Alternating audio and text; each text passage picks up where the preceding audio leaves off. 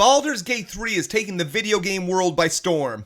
Percy, my geriatric pug, approves, and I approve as well. One reason it is doing so well are weird, shareable clips like this. This squirrel might be the single most adorable creature you can recall in all your stunted memory. It would be ever so twee if it were climbing a tree.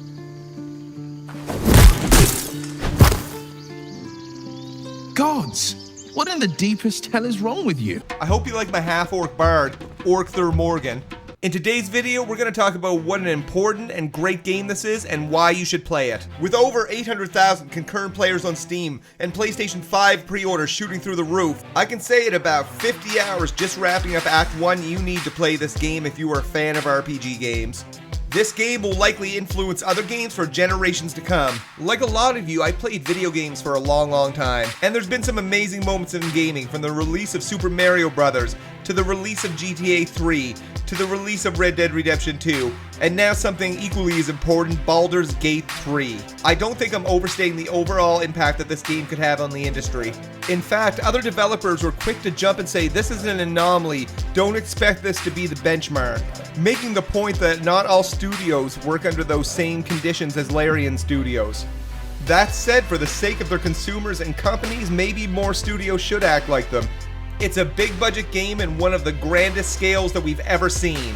I don't think there's ever been another RPG with the size, scope, and quality, as well as having zero microtransaction, and the developer explicitly stating that they believe that the consumer should get a complete game. This is so refreshing in this big greedy era. That said, it doesn't matter if you don't have microtransactions if you have a bad game.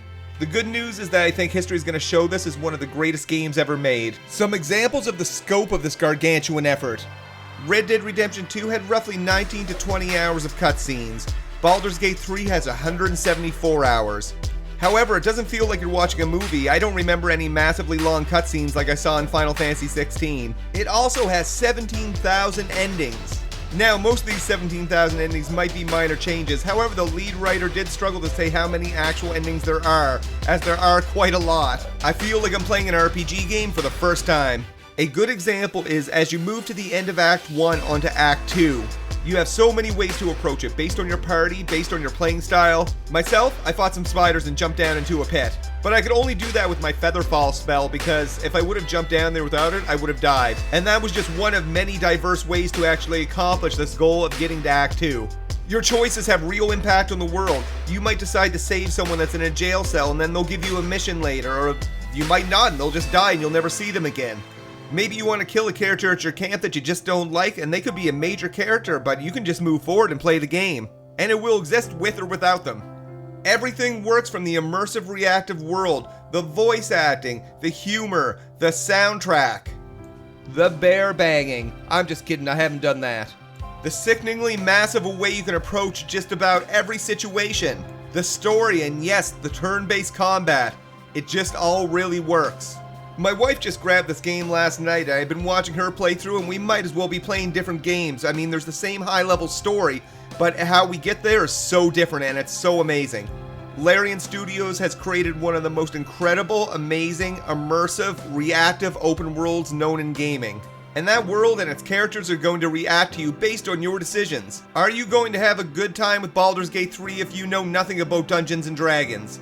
You will be fine, although there is a learning curve to it. Is it a complex game? Somewhat. The tutorials will give you what you need, and then the world is yours. I have seen some hesitation from some folks around the game because they're not a fan of turn-based games. I think we have to make a key delineation between turn-based game and turn-based combat.